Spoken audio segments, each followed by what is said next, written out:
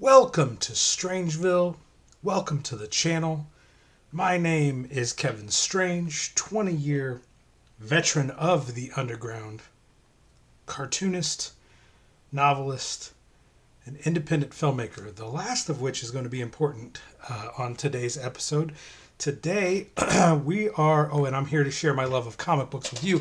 I almost forgot my own shit. And today we're taking a look at a couple of the Toxic Avenger comic books that came out through Marvel in the mid-1990s. This was 1991, early 90s. Usually when I do an episode of this show, I talk about how the comic books that I feature are oftentimes far superior to the movie versions that come out. With the Toxic Avenger, is that the case? Are these cheesy Marvel comics? They're actually written by Doug Moench. Doug Moench is the writer of all those crazy Batman comics we like to look at on the channel that are actually really great. But he's not working with much here, I guess, is the thing. We're going to get into the Toxic Avenger, my connection to the Toxic Avenger and Troma Entertainment, the company that produces the Toxic Avenger movies, and we're going to talk about all that. We're going to talk about my little Toxie toy here. But first, it is October. It is Monster Month, and I have a brand new comic book piece called Count Kefula, which is an underground outlaw comic, sex, drugs, violence, ultra gore, the kind of stuff that would get me kicked off YouTube if I showed too much of it here. So I have relegated it to my Patreon. And I'm doing so for $3 a month, you can get access to Count Kefula right now. If you want to read Count Kefula right this second, you can pause the video, scroll down in the description, and click the link to become a patron, and you'll be reading Count Kefula in seconds. But for you collector heads out there, I am doing a small print run for only $12. You get the 28-page Count Kefula full color comic book plus a collectible 11 by 17 poster that will never be available again. Pre-orders for Count Kefula continue through Halloween, October 31st, and that's the cutoff. And then I'm not printing anymore, so that'll be the end of it. If you want the print version, you better. This video is probably going to publish in the last 2 or 3 days of October. That's it. Grab it now or forever hold your peace. Let's look at some of the folks. Well, let's talk about the Patreon for a second. That Patreon, that $3 a month that gets you Count Kefula, that gets you all of my comic books, all of my novels, and all of my feature films, which we'll be talking about in a moment concerning Troma and the Toxic Avenger. You gain access to 20 years of comics, novels, and feature films from the twisted mind of Kevin Strange. That's me. For only $3 a month. Let's shout out some of the current patrons. We've got Savage Splendor, Dark Lord Carrion, 666 Yoshi, Alien on LSD, Joseph Stark, Loud Pack Productions, Dave Baxter, Jason German, Mutant Minds, Joshua Wise, Jeremy Maddox, and our newest patron, Nirvana. Becoming a channel member, $2.99 a month, which you do through YouTube, that will get you access to all of the videos in our members only section. There's usually anywhere from 10 to 20 videos in the members only section that have not been released yet. They will come out weeks, sometimes months later, and so you want to get access to those videos before anyone else, because as this channel grows and as we get more and more members in the member only section, they're going to get access to these videos first, and so they're going to go hunting these Toxic Avengers down. Probably not, but maybe they're going to go hunting these Toxic Avengers down on eBay, and they might have them all bought up before this video ever goes public. they get weeks to sit around and figure out if they want to buy these comics or not. So it will behoove you as a collector, if you're watching these videos thinking, that comic looks cool, I think I'll buy it. It behooves you to spend that $2.99 a month and become a channel member, because these comics might be long sold out by the time you get to them. We call it the Strangeville effect. They used to call it the kayfabe effect before the comic book industry killed Ed Piscord. Now it's the Strangeville effect. Funny how all that works. One more thing before we dig into the video, gang. We are just under, we're like 100 and a couple under the 1,000 subscriber mark, which will get us out of small channel hell. It'll allow us to monetize all our videos, which will allow us to upgrade the cameras, microphones, editing software, etc., to bring you better quality videos. It costs you nothing to subscribe.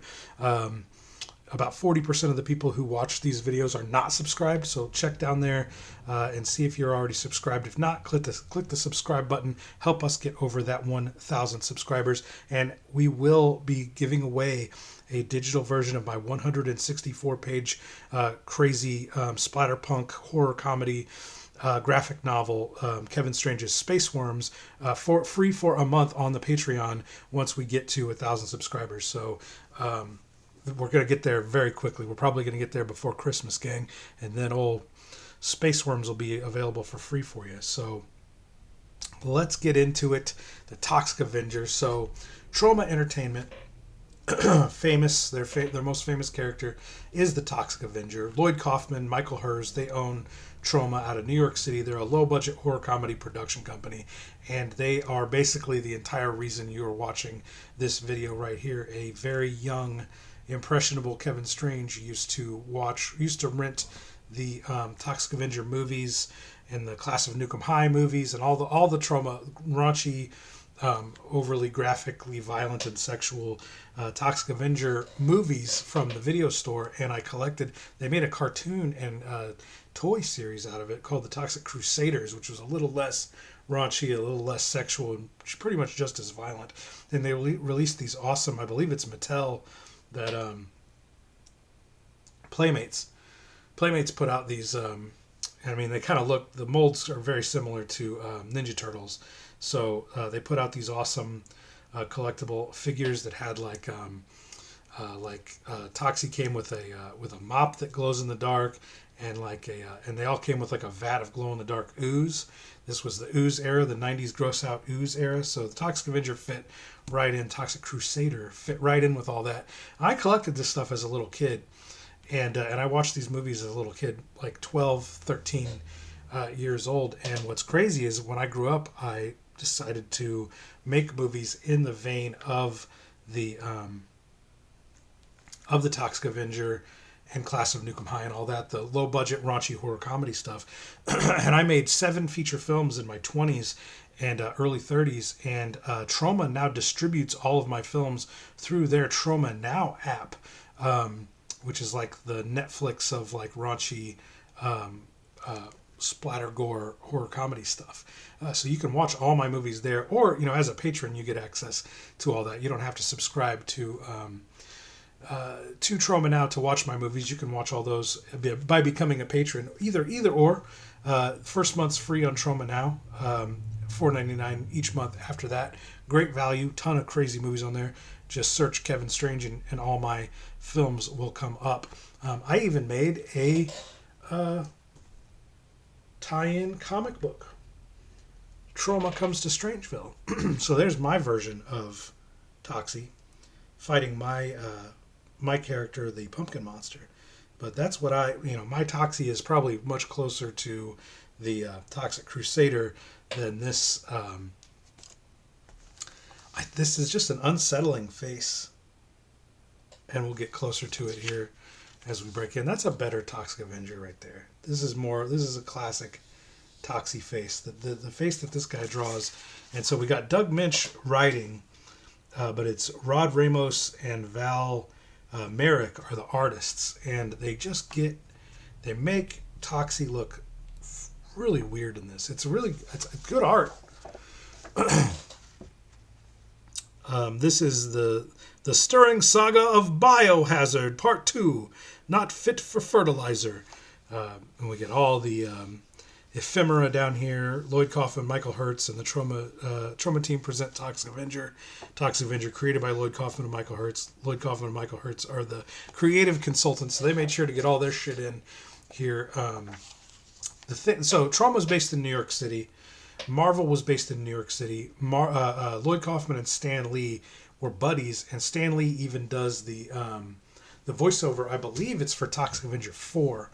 Stan Lee does voiceover work for Troma, and I believe he did work for Tromeo and Juliet. He did work for several. He basically did work for Troma till he died. Little voiceover work here and there, and a couple of, I believe, video cameos. You guys can school me in the comments about which is which and why is why. But so it's a no-brainer that Stan Lee and Lloyd Kaufman worked together. I believe, was Stan Lee still working at Marvel in '91? I'm pretty sure he was. I guess it says right here. Yeah, president is Stan Lee. Publisher, yeah. So Stan Lee's the president of Marvel Comics at the time. So it's a no-brainer that these guys worked together. So let's get into a little bit of the of the Toxic Avenger comic, and I'll do my best Stan Lee here as the narrator. A Toxic Avenger's toil, it seems, is never done. Just when I finally convince... Oh, is this Toxie talking? So, a Toxic Avenger's toil, it seems, is never done. Just when I finally convinced Demos to lay down and see stars and birdies, out pops this puppy, bound in barbed wire stitches. Kill Toxic Avenger! Yowa! It's really cool art. It's just that Toxie's face is so ate up. He's got a weird face. It's like they hired a black guy to play Toxie and put him in this green makeup for the comic book. Which, I don't know why they didn't do the accurate to the cover Toxie. Who cares, right? It is what it is. It looks cool. The art's cool. So let's dig into this a minute. Wait a minute. The dead, living, hard-bodied health clubbers. The robbed graves, this giant mismatched short-circuiting worm-eaten geek, someone has apparently recycled the refuse of death to create new life. And it's meaner than a weasel-crossed Wolverine. So he's smashing into Toxie here. Flipping him, flopping him. And there's some kind of pink dog here. In the Toxic Crusaders, I believe that might be Junkyard is the name of that dog creature. I don't know if that's the same character or not in these comics. I don't have the full run. I've just got a couple random issues of the Toxic Avenger here. Guess maybe I wasn't tough enough to take the Toxic Avenger. Guess maybe we do need Dr. Chemo's biohazard to fry his hash. Cool. Yarr. Talk about your sizzling punches. That last one was just like the lightning bolt, which converted Melvin Junko's nerdy life into the half-life of the Toxic Avenger. So now we're in... He's not talking about himself in third person, so these are all Toxie's thoughts, but this is actual narration. It's confusing here. So I'm going to Stan Lee this stuff here. Excelsior! The last one was just like the lightning bolt which converted Melvin Junko's nerdy life into the half-life of the Toxic Avenger. This guy's a regular electric corpseman. But even worse, his every touch is killing grass and wilting flowers. Clearly, he's instant death to all living things. Who could have created such a monster? Oh, my aching cranium, what happened? Gotta look outside. All right, it's working. The electricity, which converted the spark of life, has imbued him with an inner charge which, when catalyzing with the Toxic Avenger's natural toxicity, is conducted into the Toxic Avenger. So that's how it works. So now we're back to Toxie talking in his brain again. They're not doing any... these should be thought bubbles, not... no, these should be. This is real narration, and that should be in the yellow box like that. But this stuff and this stuff over here, this should be in thought bubbles, thought balloons. The editor really dropped the ball on that. But you know, it is what it is. It's a fucking, it's a $1.50 fucking comic book from 1991. That's what I'm saying. Like, I don't know that this Toxic Avenger series is better than any of the Toxic Avenger movies. The Toxic Avenger movies are pretty bad, but they are the best kind of bad movies. And I'm not sure that this is the best kind of bad comics. These are just kind of generic. And this is Doug Minch, so maybe this might be one of Doug Minch's. Well, I'm not sure. He might have been working in the 80s. I don't know. He may have just, you know, shit these out in a weekend on a coke bender and not given a shit. I'm not sure. Say what, Chemo? I said every time he touches the Toxic Avenger, he gives him a zap shock. Oh, like rubbing your feet on a rug in the winter, huh? The worst analogy I've ever heard, Demos. So his name's Demos, and his name is Dr. Chemo. So this isn't Junkyard from the Toxic Crusaders. This is Demos. But it'll do. So where's he going, Chemo? I don't know, Demos. He's lumbering off. Although the trees will never be lumber. That's pretty crappy. Pretty crappy writing there, Doug. Either I've been rendered unconscious, and now we're back to what should be thought balloons from Toxie down here.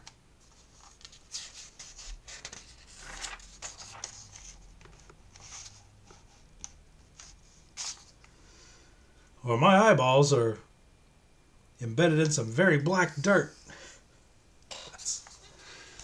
That's plenty. Doug's done better writing. He did great writing on that Batman stuff we did.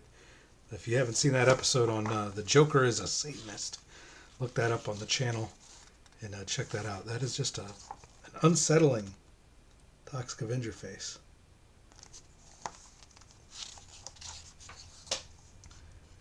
We get this really cool like demon girl in a bikini top. She's cool. I guess this is the big bad here, and he's got these flying demons that are constantly trying to talk to him, and he's fly swatting them, and he's a demon himself. He's got like a demonic tongue. There's all kinds of stuff going on. Here's Sarah, Toxie's blind wife from the movies. You get to see her titties in the movies. You don't get to see her titties in the Marvel Comics. Here's these two weird little demons that are arguing. See, that guy has like he has a demon tongue of his own as he keeps yelling at these little demon guys. Here's our sexy demon babe in the bikini outfit. She might be the highlight of the whole book. No, this Frankenstein monster's cool. Here's Toxie fighting him with the mop. And then a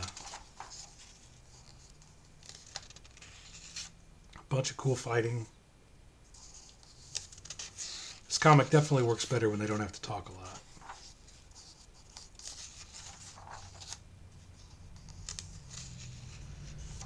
And then the way he defeats him here is really cool. He hits Kazap, and all the little parts of the little Frankenstein monster pop out, and you see his brain.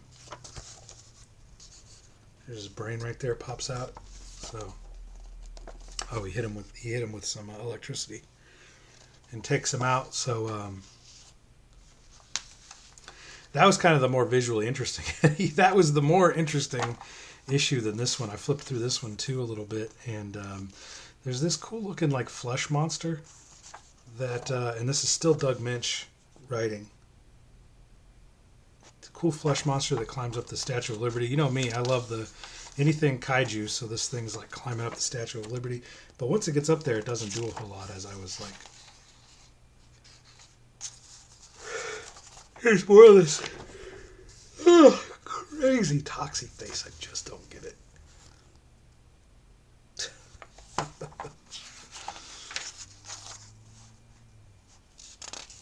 And these people like jump into the sewer and then climb back out, and they're zombies. The zombies aren't too bad.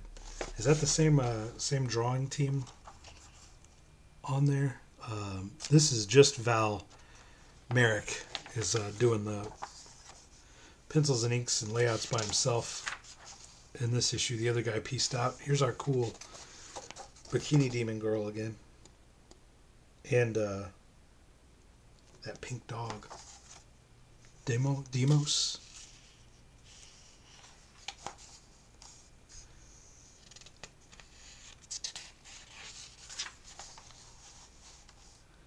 So this thing's pretty cool, climbing all over the Statue of Liberty. We got Toxies up there trying to fight him, and we got some helicopters.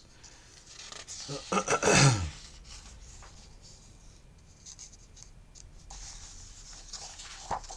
mean, I don't hate that creature design. It's pretty gnarly.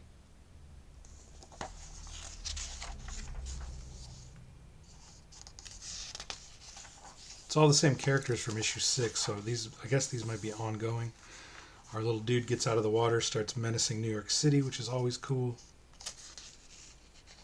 Our bikini girl never puts a top on, which is always cool.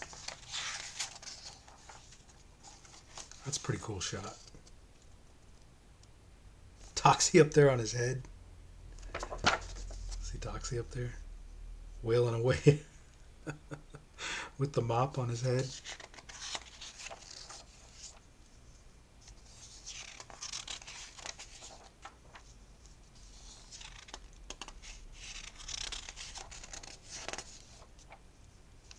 And then he's got a meltdown in one page because we got to get out of here. We're on page 21 of a 22-page comic. We got to go. So he goes from smashing buildings all strong style to doing the job for Toxie 1, 2, 3 right there in one page. Toxie with the victory.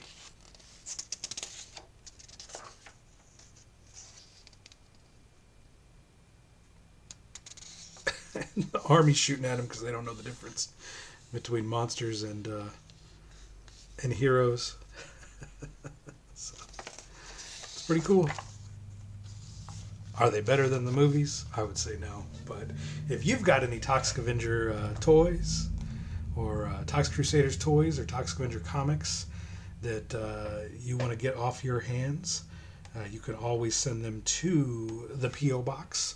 P.O. Box number, Kevin Strange, P.O. Box number 5, Cottage Hills, Illinois, 62018. If you are a creator and you want to see your comic books featured here on the channel, you can send them to Kevin Strange, P.O. Box number 5, Cottage Hills, Illinois, 62018. Just like Paul Payne did with the Rambo versus the Blair Witch books. I did a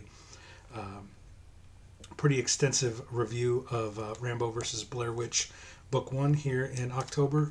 He also sent through books 2, 3, and 4, and he also sent me this awesome Michael Myers versus Jason Voorhees Halloween special from last year. Bootleg comics, of course. If you've got your own creator-owned comics or bootleg comics, feel free to send them through to the P.O. Box. Did I have anything else? I think that's it.